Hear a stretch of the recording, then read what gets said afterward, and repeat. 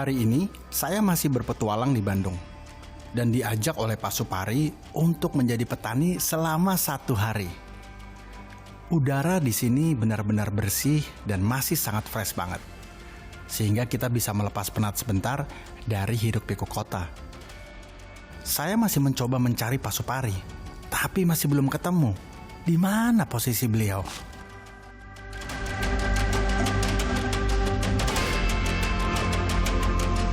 Wah, sepertinya rada aneh nih. Itu Pak Supari bukan ya? Mirip, tapi kok pakai jas? Mana mungkin di kebun pakai jas? Saya datengin aja deh, daripada penasaran.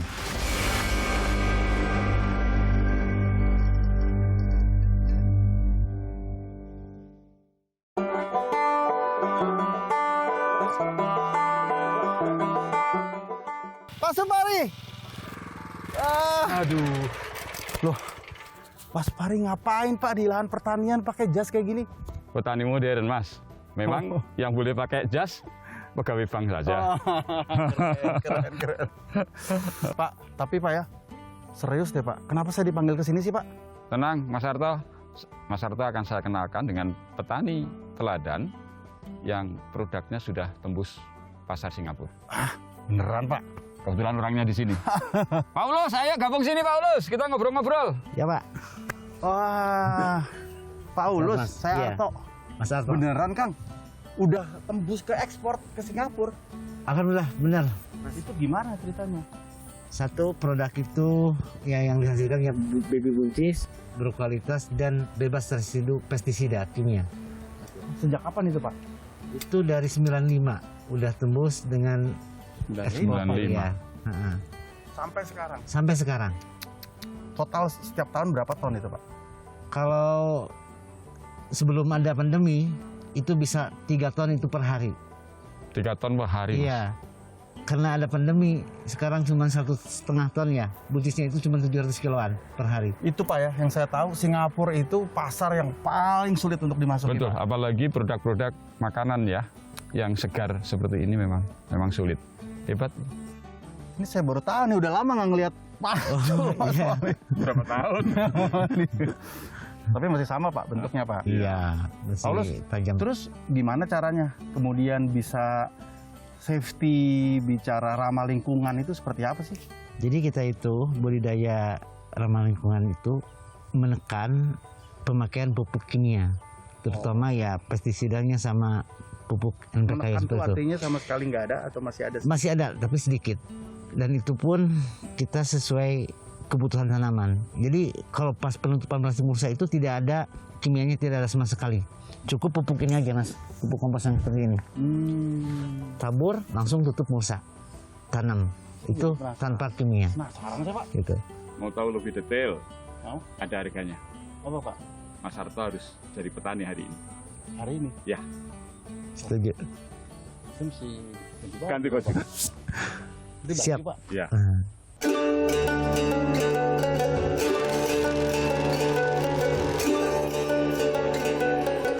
Wah, hari ini bakal punya pengalaman seru lagi. Belajar langsung menjadi petani teladan bersama Pak Supari dan Pak Ulus Pirmawan di perkebunan sayuran. Oke, siapa takut? Meskipun saya masih canggung, ternyata menjadi petani itu menyenangkan. Selain dekat dengan alam, kita juga jadi banyak ilmu, khususnya bagaimana mengolah lahan yang ramah lingkungan. Seru nih Pak. Seru. Merasakan jadi petani, Mas. Iya Pak. Sehingga kita menghargai produk-produknya petani. Betul Pak. Itu yang dimaksud dengan budidaya ramah lingkungan tuh jadi seperti apa Pak? Kan salah satu sumber daya pertanian itu tanah, Mas, atau lahan. Nah, bagaimana petani itu bisa meningkatkan daya dukung tanah atau lahan itu, Iya. sehingga bisa tanpa harus mengeluarkan biaya besar, itu bisa dalam masa yang panjang bisa menumbuhkan berbagai tanaman yang tadi sudah disampaikan Pak Ulus. Bagaimana pupuknya, dengan pupuk apa, bagaimana mengolah tanahnya, dengan cara-cara atau alat-alat olah apa, kira-kira seperti itu. Itu fundamental banget ya Pak? Fundamental. Tapi ada satu hal lagi Mas yang juga penting, sumber daya sosial. Jadi kalau sudah bertani seperti Pak Ulus, itu harus mampu memberdayakan lingkungan sosial, memberi dampak kepada masyarakat sekitar. Itu juga nggak kalah pentingnya, supaya usahanya Pak Ulus bisa sustain. Di bawah pembinaan Pak Ulus Pirmawan, para petani di sekitar Lembang ini diajari bagaimana cara bertani cerdas yang ramah lingkungan, tetapi hasil panennya tetap bisa maksimal.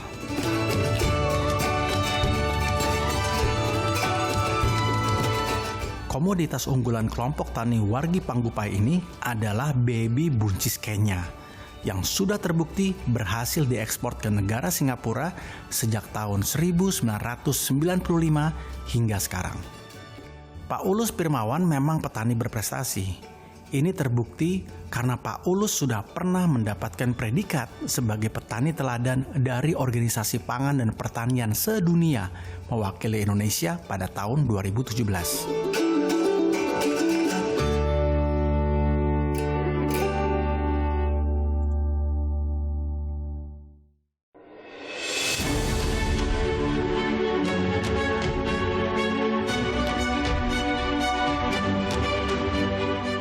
Menyatu dengan alam itu memang menenangkan suasana hati, seperti cerita kesuksesan Pak Ulus dalam bertani. Ini tentunya tidak lepas dari pemikiran dan filosofi business matching. Jadi filosofi business matching itu sendiri seperti apa, Pak? Gini Mas Harto, entitas usaha apapun itu selalu berada dalam sebuah ekosistem. Dari hulu sampai hilir, itu ada di sana.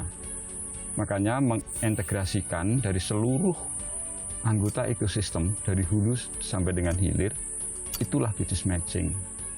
Substansi dari business matching itu sesungguhnya untuk pengelolaan risiko, Mas. Apalagi usaha seperti Pak Ulus di sektor pertanian seperti itu. Mereka sensitif terhadap harga.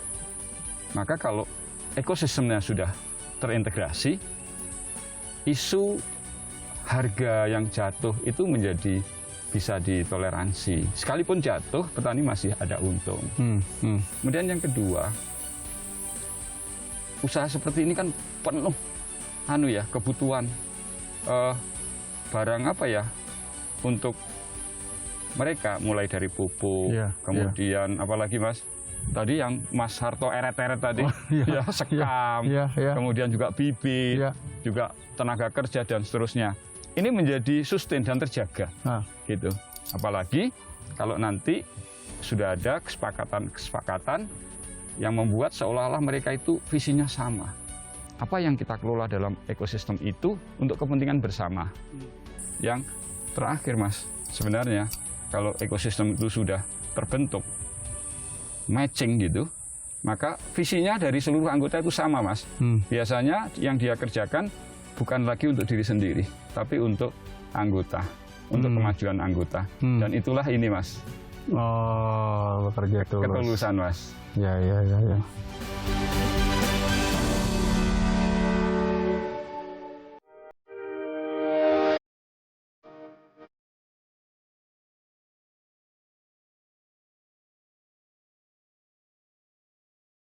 Untuk menjaga mata rantai bisnis dari hulu ke hilir, Pak Ulus selalu berupaya menjalin komunikasi dengan buyer maupun agen ekspor yang akan membantu proses pengiriman hasil pertaniannya. Bicara hasil pertanian organik berkualitas seperti baby buncis ini, rasanya nggak pas kalau kita nggak langsung mencobanya. Pak Supari sengaja mengajak saya mencicipi baby buncis yang dipetik langsung dari kebun. Benar-benar masih fresh dan segar.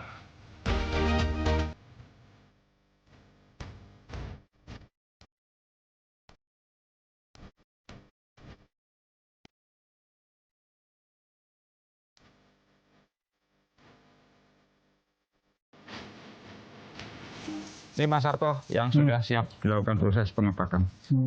Kritikalnya di sini, harus ada cupatnya. Kalau sudah putus ini, nggak bisa. nggak bisa diekspor. Kenapa, Pak? Karena ini O2-nya kan sudah masuk, sehingga tekstur di sini jadi berubah. Mungkin sudah terjadi fermentasi dan seterusnya. Gitu Mas Harto. Ya.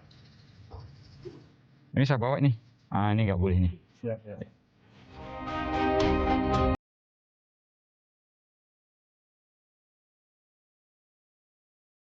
Pak, seberapa penting sih Pak urusan mengepak ini Pak dalam urusan ekspor ke Singapura? Ini sangat penting banget. Kenapa? Karena kalau misalnya ada yang bekas ulat kan ini bisa diklaim. Jadi kan kalau misalnya satu pack ada ulat, satu dus itu dibuang. Gitu. Satu dus langsung dibuang. Oh ya? Betul. Jadi kalau misalnya pack ini ada ulat, contohnya ini ada ulat di dalam satu dus, udah. Satu dus dibuang. Gitu, satu dus dibuang. Makanya ini sangat penting. Ya. Kalau ukuran dusnya sendiri ini juga ada standarnya. Ada standarnya. Kenapa ini kecil?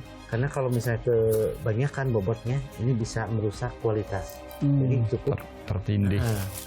kalau ini kan cukup segini aja, pas ukuran ini. Nah, begini caranya. Jadi udah pas ya. Ini cuma 2,5 kilo di sini. Ya kan ini jadi nggak bakal rusak. Jaga kualitas. Jadi standar ukuran dusnya seperti ini. Sampai itu diperhatikan juga ya. Perhatikan. Pak, tantangan terbesarnya apa jadinya, Paulus? Ini dalam proses pengepakannya. Kita itu kan keterbatasan orang juga. Jadi alhamdulillah kita itu banyak yang PKL juga. Jadi mereka selalu belajar dan bisa membantu kita untuk mempercepat proses pengepakan. PKL artinya ada mahasiswa. Iya, itu ada mahasiswa. Bantu desain, Bantu packing gitu kan, gitu. Bantu packing terus bantu untuk ya prosesnya. Karena ke bandara kan sangat jauh dari sini ke Soekarno-Hatta sangat jauh. Jadi kita itu jam 12 itu harus sudah start. Ya. Lagi-lagi Subuh. kolaborasi ya Pak. Iya, jadi ini kan sensitif ya, Iya. Mas Harto ya. Ya. Jadi bagaimana kualitas, tekstur, ya mungkin rasa juga dari sejak di packaging di sini, kemudian terbang sampai dengan Singapura itu tetap sama, nggak berubah. Ya.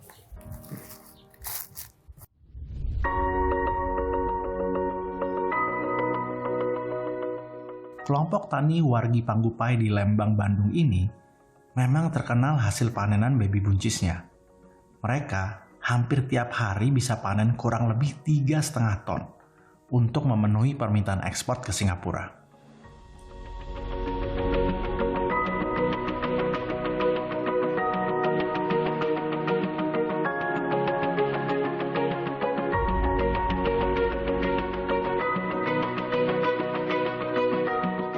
Salut. Emang nggak salah kalau Paulus ini mendapat predikat sebagai petani teladan dari Organisasi Pangan dan Pertanian Tingkat Dunia atau Food and Agriculture Organization of United Nations.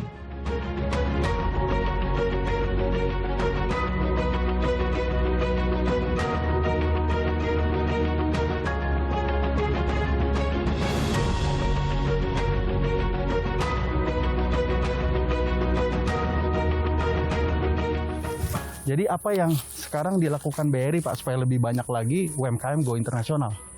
Iya Mas, kita ini sudah punya framework pemberdayaan baku. Ya, lengkap dengan fase-fasenya, bahkan sekarang sudah sampai dengan fase interkoneksi. Jadi bagaimana para pelaku UMKM ini tersambung dengan kebutuhannya, mulai dari kebutuhan perizinan misalkan sampai kebutuhan mencari buyer. Nah, konsep ini aktivitas konkretnya itu adalah yang go itu Mas.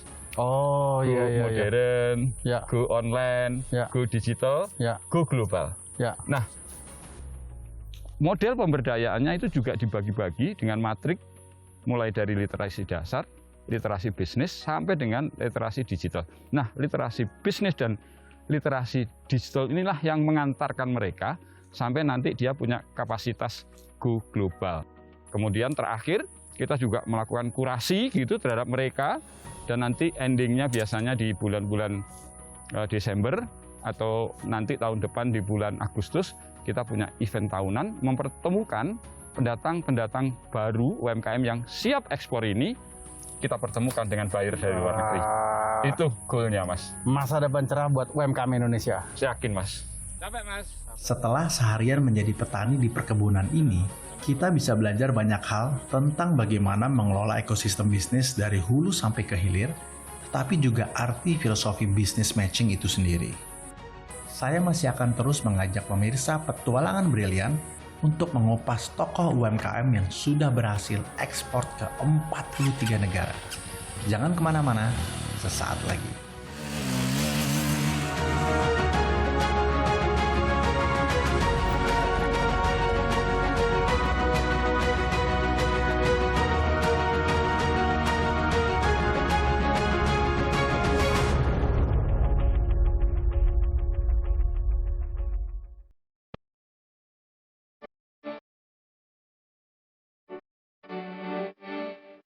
Belajar bisnis dari sosok Regina Kindangan ini memang udah pas banget. Melalui usaha kerajinan Nancy Craftco yang sudah digeluti hingga puluhan tahun ini, akhirnya sudah menemukan celah dan jati diri bisnisnya hingga akhirnya bisa ekspor ke 43 negara. Salut! Ini tentunya melalui proses yang gak mudah, mempertemukan peluang dan demand marketnya. Nah, kebetulan Regina saya undang langsung datang ke kantor saya untuk kita berbincang-bincang seputar pentingnya bisnis matching ini. Ngomong ya 43 negara tuh gimana ceritanya? Ya, perusahaanku kan Nancy Craftco. Saat kita berdiri kan kita juga nggak pernah membayangkan ya kalau akan sampai sebesar ini. Jadi waktu kita berdiri tahun 1981 itu cuman dapat satu buyer dulu. Mana tuh, negara mana? Itu di Amerika. Lalu terus kita berkembang sampai ke 4 negara. Lalu setelah itu ya kita jalan terus.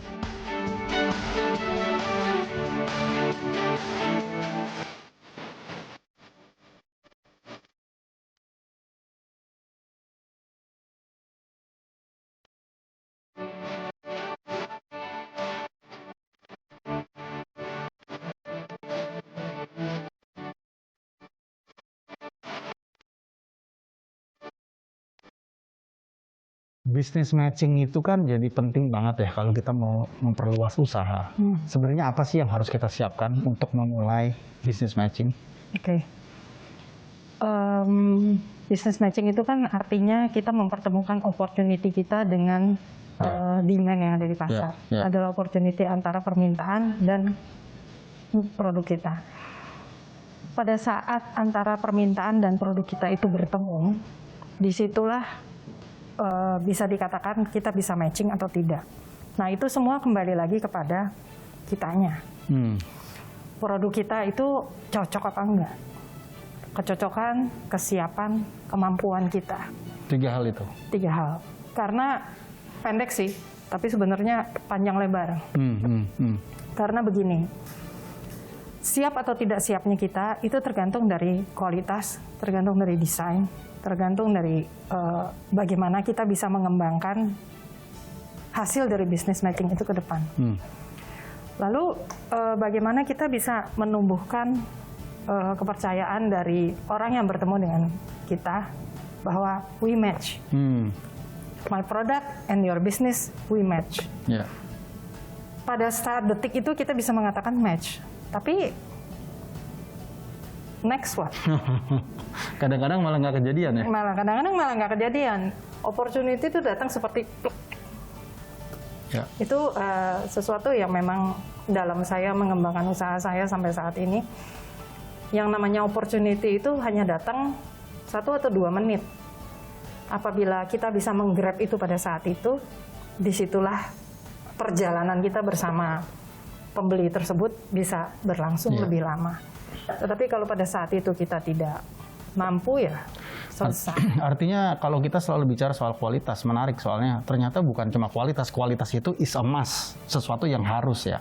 Tapi ternyata banyak faktor lain kayak misalnya harga, margin, kemudian kemampuan kita mengirim, kemudian bagaimana kita berkomunikasi, itu jadi penting di luar dari ya kualitas itu sendiri. Kualitas itu banyak orang suka merasa kualitas produk ya kualitas produk. Tapi si pemilik perusahaan yang merupakan motor penggerak dari usaha tersebut juga harus memiliki kualitas yang mumpuni, sehingga dia bisa menggerakkan produk ini menjadi sesuatu yang sesuai dengan apa yang diminta oleh pasar. Jadi jangan kita berharap kita bisa mengembangkan produk kita menjadi baik kalau kita sendiri tidak tahu yang baik itu apa.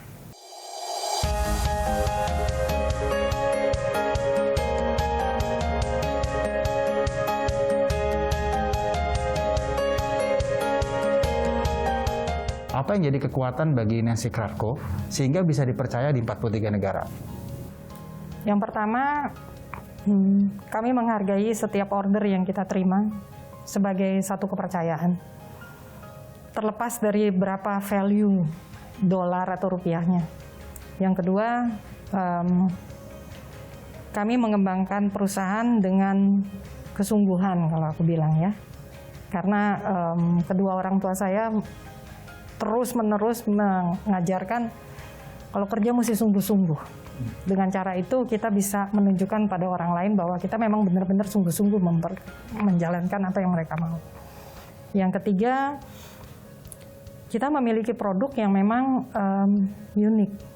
Tidak banyak orang bisa mengcopy. Mereka boleh mengcopy, tapi pada saat mereka selesai mengcopy, kita sudah move on kepada development yang lain. Seberapa penting sebenarnya kita tuh harus memahami pasar ya? Insight, riset, atau mungkin tipe buyer seperti apa yang kita harus kenal, itu mulainya dari mana ya?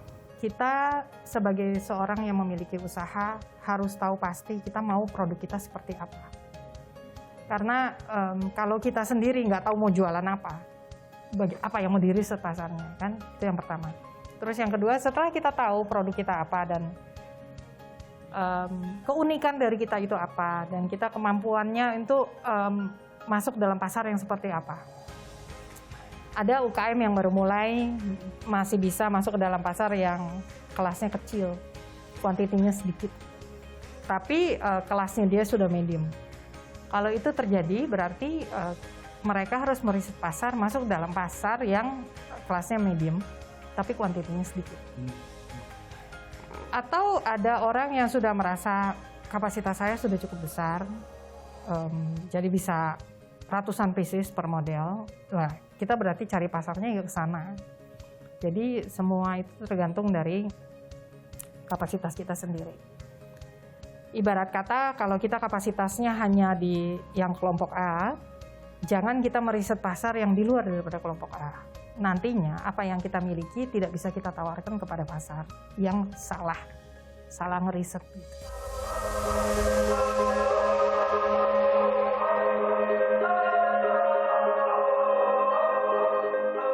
Temukan kisah-kisah inspiratif penggiat UMKM yang menjadi garda terdepan penjaga perekonomian bangsa. Bersama para brand aktivis, para penggiat brand lokal, dan para mantri BRI yang punya tugas mulia memberdayakan usaha mikro dalam petualangan brilian di episode selanjutnya.